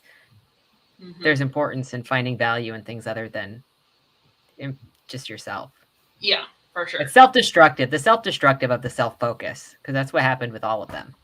Yeah. Is even if you're not counting the money, if you look at what their personal flaws were, they were all destroyed by what their flaws were. Like, Alex didn't have to die, but he couldn't get away from his role of being the best friend and his vengeance against girls like Ellie. Yeah. And if he had just defied her and not gone after Anna like she told him to, yeah, they wouldn't have killed her. He was full. Or they wouldn't have killed him, sorry, because Anna and Gavin were only reacting to protect Kelly. To danger. So if people just laid off, nobody would have died. Mm-hmm. Then it wouldn't have been interesting. Well, yeah, but they all died to what their thing was. Like, Ellie died to her vanity. Johnny died to his pride. Alex died to his... What's the word that I want? His wrath. Definitely. Wrath and not quite jealousy, but some level of... I mean, like, he definitely played into the best friend role. And this might be another point where I think we could have had a little bit more with Ellie in him, instead of just, kind of knowing that they're that well connected. Because it felt like a small switch, but a switch had kind of gone off when she was like, "Go get Anna," and then he kind of turned into almost a Johnny, where he was like very intent on going after Anna. And kind of, playing it up with, like how he takes it lightly, or he kind of makes jokes on the way, but it was very intent on fulfilling that, where I felt like with Doc Charity and him and Johnny going after Angus, that was kind of his own move. And since we didn't see if Ellie had any roles in that, it did feel a bit dramatic, in my opinion. Who poisoned the champagne? That killed Madame Asher. Was that Gavin? That is a question, isn't it? I don't think it was Gavin, but also, like, that's probably the best way for him to, like, eliminate everybody without having to worry about bloodshed and putting Kelly in danger. But nobody else drank. Yeah, but that just makes it the easy target of whoever goes first. Like, whoever is dumb enough to take this doesn't need to move on to the next round, is what this is. Yeah, and I wonder if there was any tradition in that as well, because, like, not only was it like who goes first, but they were like, it felt like everybody was like, let's have her go first. Let's see who's dumb enough to do this. Right. They all had played Clue, or at least some sort of game before, where they were like, no. This is a trap. Well, they all know that each other is a snake. Yeah, they don't trust anybody. Except for Angus. They all trust Angus's food was fine. Well, I guess a couple of them trusted. Everybody else kind of walked off because they're like, I don't know if I have an appetite. Yeah. But a couple of them trusted Angus afterwards. Which just brought up a question, because Madame Astra had no idea what was going on. But it did seem like the others did, to an extent. Like, obviously the house knew. But even, like, I know Johnny was there as a tennis coach. I mean, Doc, I think I put Doc in kind of like the house as well, to a point. And then I would assume Alex knows because Ellie knows, but it felt like they all knew, and she was literally the only person who had no idea. She was literally the only person who had no idea. Like, the whole town knows what goes on. And she didn't know because she didn't live there. She didn't invest any time there. She obviously lived in LA. Yeah. And so she didn't have the same connection to the town of Parvenu that knows it all goes on, and the gossiping of the workers that all know what's going on. Because you even have Bertrand at the beginning saying, you know what's happening tonight. Do not be there unless you want to become a monster, because it's only terrible people that come to this event. Yeah, I think that's where we realized too that it's gonna be just it's not just a regular inheritance. So I love the intro to everything, because it built up where you got little bits here and there before, like, she dies. I think her dying is it's the hammer on the head. If you haven't got it by now, people are gonna die. But you did have, like, your little cookie crumbs on the way there. which I really liked, instead of just being like, and this is a murder story, many murder story. So that was fun. Angus didn't know. Yo, yeah, so his obliviousness kind of takes after my obliviousness, where I went to like university and I never knew of any of the drama that was happening with like anybody that was around me ever. It's always happening. And then you find out 6 years later that all this stuff was going on, and you're like, yep. And so Angus is just so not there for that kind of stuff that it just goes over him totally. He is my spirit animal. Like, he's not even aware that everything is burning down around him when he was in freaking Scotland. He's like, this is weird. That is maybe a second level of ignorance. But yeah, just kind of staying out of the drama, doing your own thing, and just being like, what? I can definitely relate to that. So, like, I'm doing my homework here. Who are you people? Yeah. So I definitely want to get into more of your books. So we can possibly do this again with Boom Boom Boom and Bleedmore, Bodymore. Thank you.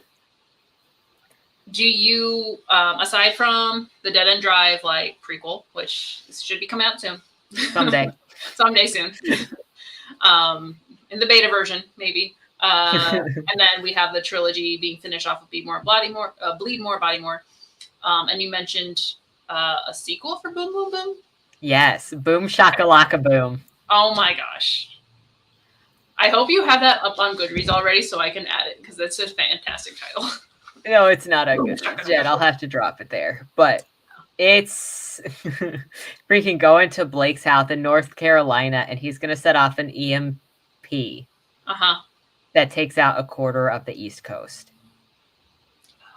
That's going to go so well. While doing a YouTube video. And that is the inciting incident of that one. Okay.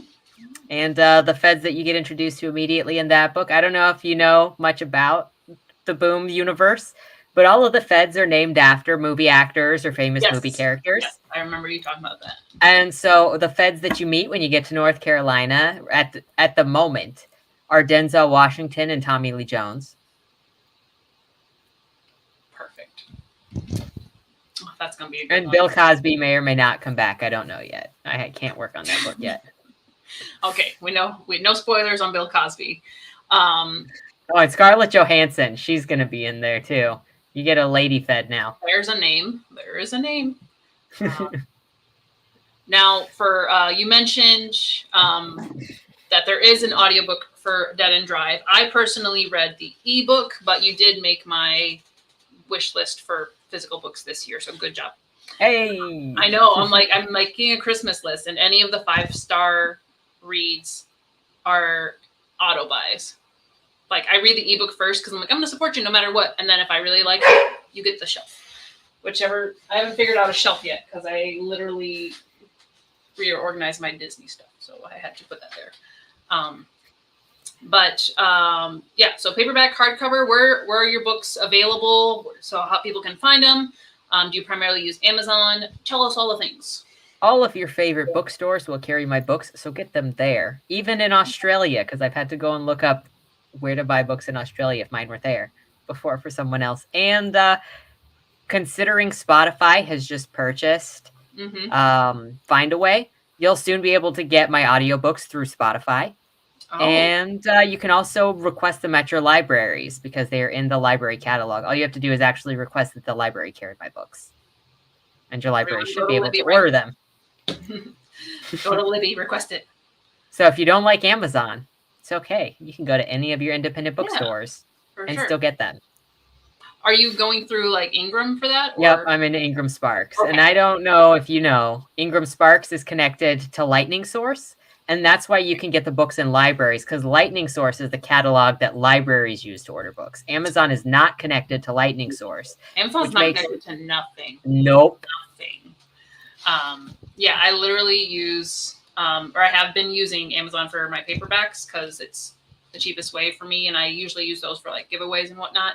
And then Barnes & Noble Press, you can also create your hardcovers without a setup cost. Where I know Ingram, you have your setup cost, your editing cost. So that's a second edition play there for me personally.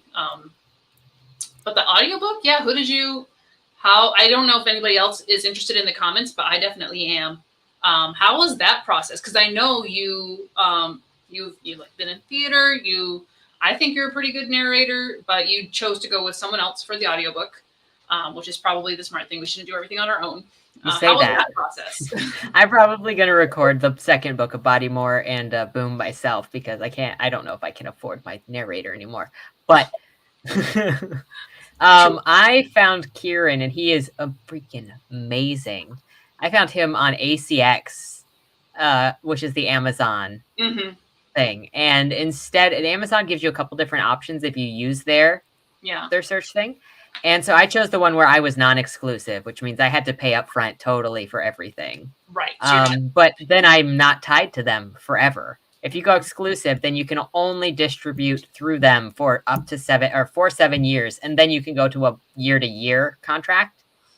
No. But Amazon only distributes to Amazon, Audible, and Apple, whatever Apple's was. Whereas if you go with like Find a Way, you get all of those, and you get other places, a million other places, and now you get Spotify. Yeah. Yeah. So, and I have sold way more books through Find a Way than I have through Amazon's ACX. Was that process pretty easy? Kieran's fortunately an incredibly hard worker and a great person. Some people have really difficult times with their narrators, but he is a very, what's the word? Ethical is not the word that I want. He has a great work ethic. And so he got all of his stuff done. He was very communicative. He was very nice. We actually had contact like through Discord because we were contacting like that. And this was his first, Dead End Drive was his first audiobook that was not for a friend or something, but he's a legitimate voice actor. So it's so freaking incredible. I can't wait to hear it. I can only talk his praise so much, but working with him was great, but just be careful, like get an idea of what it is that you want in an audiobook and try to make sure that you as the author always have communications open, because the audiobook people are also they don't necessarily know who you are either. And so you need to build that relationship and build that trust. And if you build that relationship, then they're happy to work with you again and again. Yeah, that's awesome. That is the dream. That's cool. Any final questions in the comments here? We're getting close to the second hour, and I'm sure everybody needs to like hydrate and probably go to the bathroom and like take a breather. So if there's any other questions, pop them in the comments. I think we'll probably call it on the hour just to make it a nice roundabout number in case anything comes up. But yeah, thanks for coming on and talking to me, Ian. Like, I've only been stalking you for like 2 years. Oh, was that you outside? Well, thank you for having me, though. Yeah, no, it's been great. Like I said, it's so exciting to actually talk about people's works in not only in depth, but just knowing the person. I feel like you know the work a lot better as well. And it's more enjoyable. It's not just you read a book, you're done with it, you move on. It's let me hold on to this a bit more and really internalize and try to get as much as I can from the story that you intended. So yeah, I really enjoyed it. I'm glad that you enjoyed it enough that you're like, when do I get the love story between Agatha and Bertrand? I want more.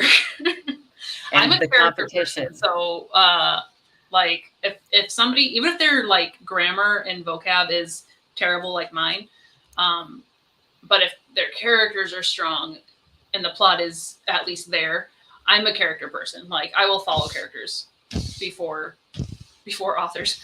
So yeah, I'm all for.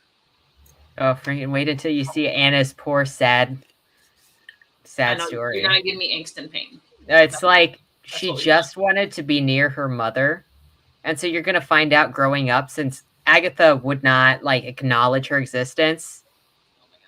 that she would hide in the walls and listen to Agatha tell bedtime stories to Ellie, just so she could be near her and have that experience.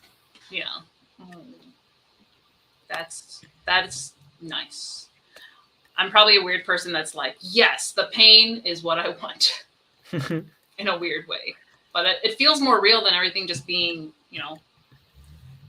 sunshine and rainbows. Yep. And if you wonder what all of that is, it's kind of a commentary on, it was, so this, Agatha and Bertrand was over there and all in love with her during the 60s. Yeah. And the 50s, when it was still illegal for people to cohabitate of different races under the same roof. So they couldn't actually be together. And then also Agatha being an upper class white woman, it was just so out of her ability to even think to be in an open mixed race relationship, even after it became technically legal. And so it was a secret the whole time. Yeah. But it was an open secret. But she obviously preferred murder over a mixed race relationship because that was actually more socially acceptable in her messed up brain. Yeah. That she could be like, I am fine with you killing people and we can just secretly be together because it is such a social faux pas. It's a thing. It's literally, I was binging Deadly Women, which was on Hulu, but it's, one of those real crime shows. And there were so many cases where, and it was like early 1900s or so, where rather than get divorced, especially with like Christian families, rather than get divorced, they would rather kill their husbands or have someone kill them because it was just a social no-no. And I think, like, logically speaking, you're kind of just like, in today's day and age, we think that's crazy, but things have changed. There's different norms back then, and I'm all for keeping history close so we can learn from it. Yep. Thanks for hanging out, Spooky. Nightmare coming in with a throwback. If Layla were present in the book, would she massively disrupt the events / machinations of story, or would she just be a side note? If we're are we talking Layla, like Savior's champion Layla? Yeah, right. I don't see Layla allowing herself to just be written out. No. Heck no. And then she would get mad that about the people trying to protect Kelly. She's like, you should be protecting me. And then she would probably kill a 14-year-old that can't read. And then act like the victim. That's probably quite accurate. I'm trying to picture, like, if her character was in this setting,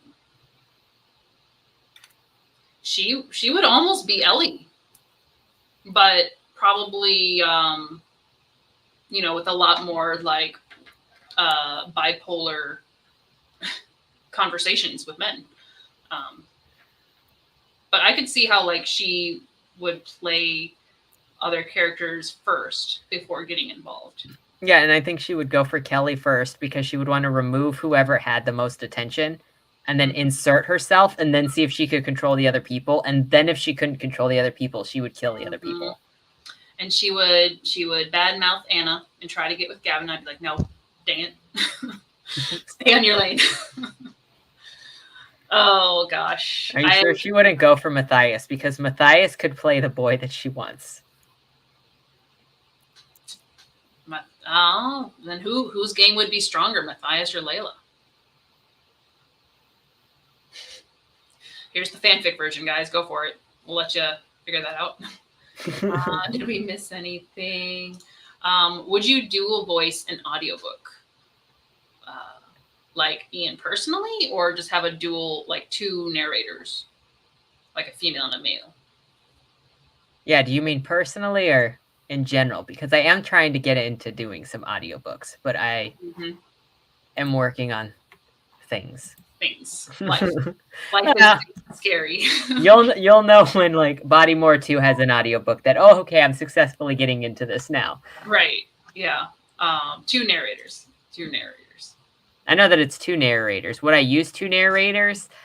I have considered it sort of, because I don't, only recently though, because I used Kieran to do Bodymore 2, because I wanted almost all of that cast is male, except for the main character and then a side character. And I did not want females pretending to read these male characters. It's so bad. And it makes them sound so weak. And I needed them to be strong male characters. So I went with more of a tenor male that is not low pitched. Because Kira goes, but people still read it and then go, well, it's a male reading this and it's a female character. So I think depending on if it's a first person story, I might be willing to do a dual POV so that if it's a female narrator, then I can have a female read the female role and then a man read all the male roles, because I cannot stand a female pretending to be males. I've only heard it done decently well a couple times, but I was also listening to it at like 1.752, so everything sounded pretty good. And that was in it was the audiobook for The Gallery, and I can't remember off the top of my head who that narrator was, but she did accents. She did decently well with the male voices, where I wasn't like, oh god. And then on the flip side, the narrator for David Eddings' Belgariad and Malorian series, because that's a big cast, and I'm pretty sure it's just the one guy through all 10 books, and they're mostly male, but there definitely are a very key few female characters. And while you can tell it's a man doing like a woman's voice, I don't hate it. And now I can only hear the character in that voice, which is kind of funny because she's like a fairy, almost one of them. So now I just picture it with like a man-woman's voice. And it's fantastic. I would like dual narrators for my duology because it is dual POV. So I need a male and a female. Yeah, I don't do dual POV in the same book. I'm like, you're just gonna go in this person's experienced head. See, I'm looking at my stuff over there to see. I don't think I have anything that is expected to be dual perspective. It's either going to be third person or single first person. You know what? Drugs and Candy. It's written in third person, but it's just two POVs. Drugs and Candy might be dual POV, but it's twin brothers. Ooh. Do they finish each other's candy? Well, candy is a reference to dick. Right, yeah. And yes, they do. Oh, gosh. It's a sexual abuse story. Hey, we need them. You need them. Maybe you don't need them. Maybe that's not the right phrasing. So don't quote me on that. But, like, those stories have place as well. Yeah. Layla will always play the victim when she's the aggressor. Oh, show. Yep. Yeah. I've not read Savior's Sister. I'm only slightly curious for Savior's army. Because like I kind of want to see if she actually does stuff with the world. But like I'm still gonna watch all the reviews first before I even touch it. So I mean, like that going blind champion was what 666 pages of something. When is it gonna end? Well, the first third had potential, and then as soon as Layla walked on the scene, it was just bold. Well, and then they get to the castle, and it's a bunch of Layla's servants, like sexually touching just him the whole time. Yep. You're like, I can't feel bad that the douchebags downstairs were making sexual comments about the girls when your servants are literally worse. Yes. There are so many irritating things about that book. Like, why did you just make 20? I guess if you take out Tobias and Milo and maybe like two of the guys. So it's basically 16 characters with the same personality for the other competitors. It's like, she has so much potential. That's kind of the biggest disappointment is there's so much potential in it. And it bombed. The characters ruined it. And then she goes and gives the writing advice, and you're just like, did you change your mind? Because you did all the opposite of what you're advising in your books. So, but this is not a comparative look at the Savior series. Yes, I mean, adjacently, it relates to Dead End Drive because Dead End Drive also kills people and introduces a decent sized cast at the beginning. Right. It was a murder competition. Just one was more successful. Yeah. But still, never to be as successful as the original Battle Royale. It's different. It's different. It's a different setting, but that is like, gosh, read it. Put it somewhere on your list as just a fun read. You don't even have to worry about reviewing it if you don't want to, but or just watch the movie to like get a taste of it and then decide if you want to read it. Because I know, like, I was seeing it someone in the comments, like they don't like the whole idea of like kids killing each other, and I get it, but there's so much more to it. I read American Psycho. It's fine. Which I don't know if you've read American Psycho, the book, but Patrick kills a kid at the zoo that he does not kill in the movie. I don't think that scene is even in the movie. It is not. It is not, because that is new to me. I've not read the book. Yeah, I need to read it, but I also need to stop doing 10,000 different projects. I know that feeling. Yeah. So, but anywho, I did say we were going to end this around 8 o'clock Eastern time, so on the hour here. Any final comments before we do a Midwestern goodbye and keep going? For 5 more hours. 5 more hours. We're just like, and then, by the way, then did you see this and like all that? That's why our stream went so long the other day. We just could not stop. It happens. I've been there. It happens. Yeah. Aw, you love Ian's 10,000 projects. Aw. Yes. More projects for more creative people. We love it. Loin stream it. Loin stream it. We can only loin stream indies.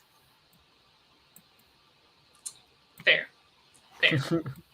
Or Model Land. Model Land is not an indie, but it's meme worthy. We do memes and indies. Meme worthy, indies, and oh gosh. What was the one with the drawing? Gosh, that's a bad description too. I know, I'm like, what drawing? I'm so confused. The princess. Oh, you mean yes, Empress Teresa? Yes. By drawing, you just meant the cover? Yeah.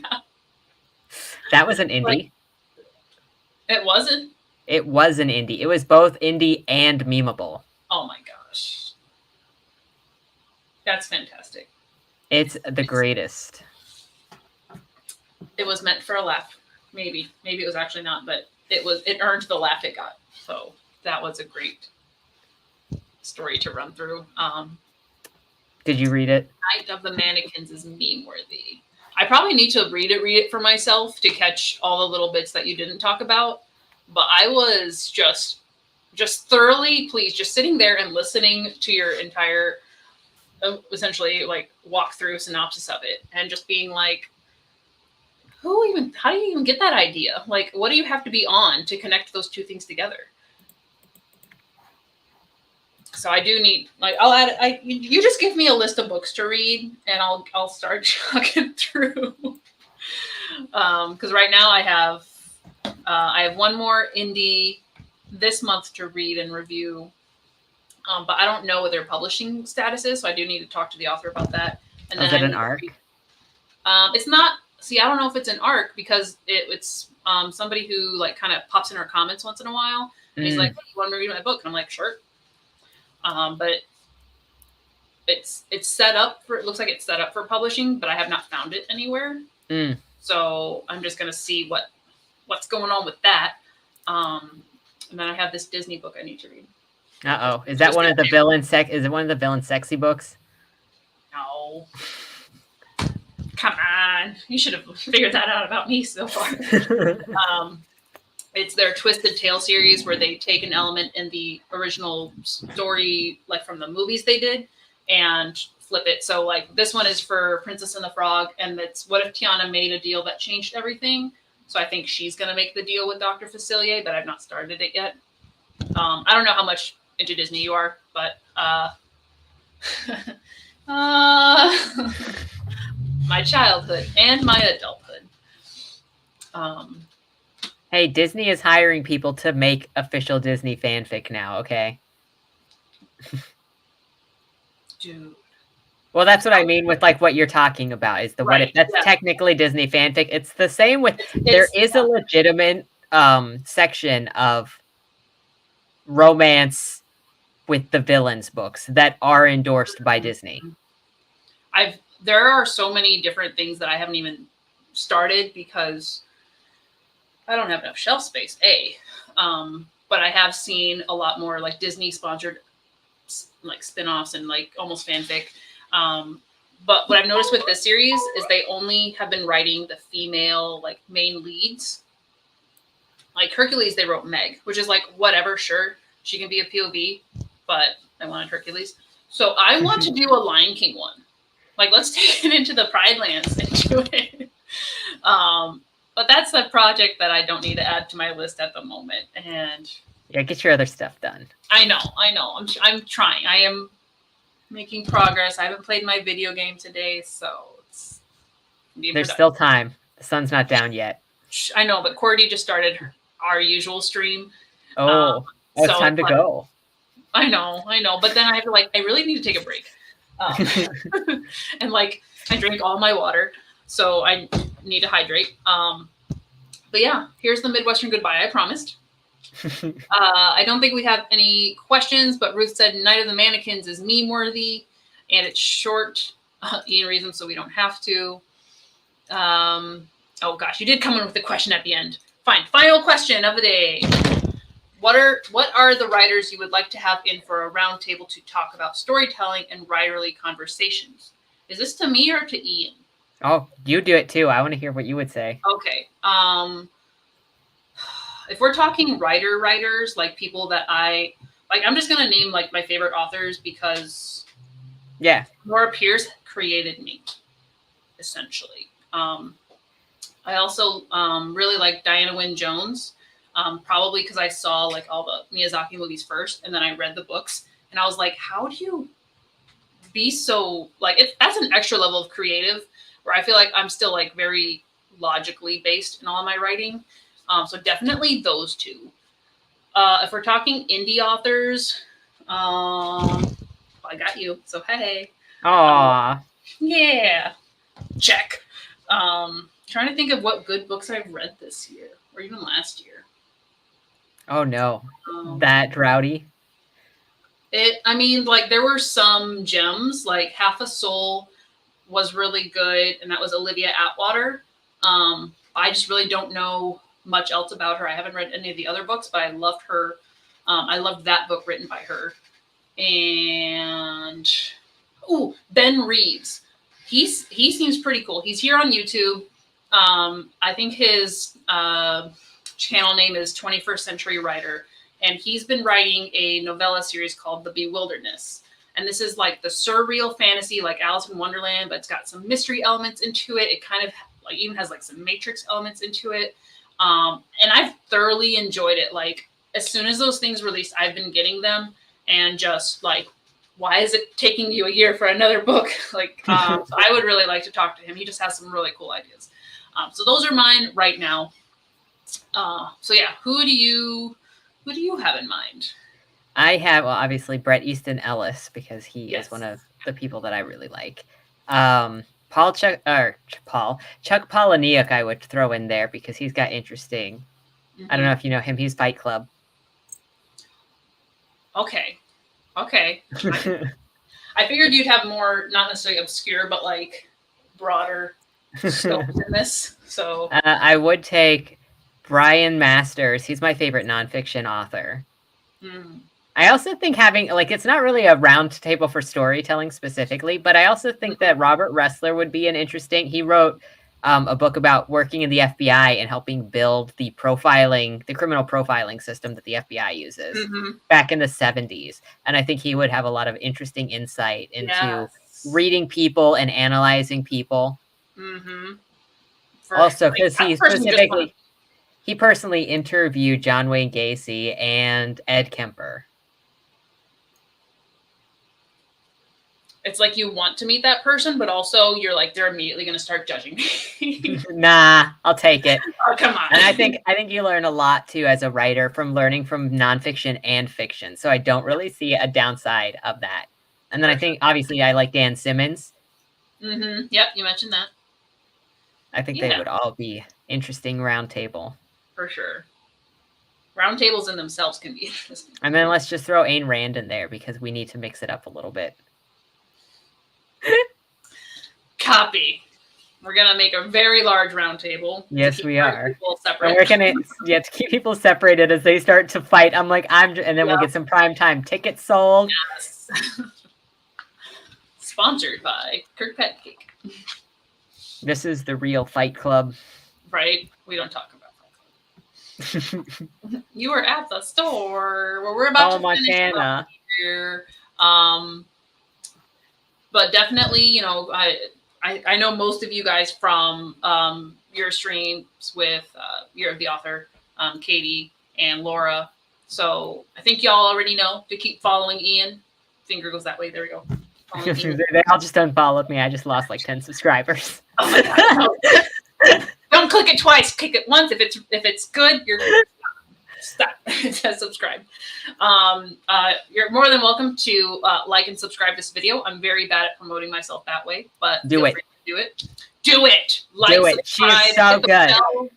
She's so good. Her reviews are so good. She indie spotlights. She's so nice. She does a bunch of live streams during the week.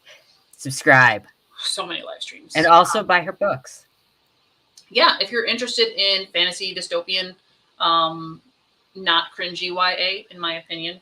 I try not to do tropey stuff, but we'll talk about those things later. I do Creative Commons is my kind of open live stream where usually myself and one of my other cohorts, Cordy, hang out together, but we do sprints so you can be creative, either writing, reading, crafting, whatever it is you want to do. And then Cordy will also do more sprints around the weekend, butting into yours all the time, all the time. That's why I'm like, whose stream am I allowed to look at today? Anyone's allowed. Well, it's like, because we always stream together. So it's like, if it's not a sprint, I'm just like, I know you're there. Like, I've done the same thing with you before too. Yeah. So yeah, check it out. Check out my channel. Keep following Ian and I for other book reviews and indie spotlights coming up.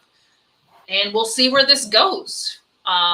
If you're watching this playback, leave other comments and questions. And if you have an indie rec specifically, leave that in the comments below so we can add it to our list. Thank you guys for watching. Any final words, Ian? Well, have a great evening and don't die. Have a great evening and don't die. Take care and hit the end broadcast button so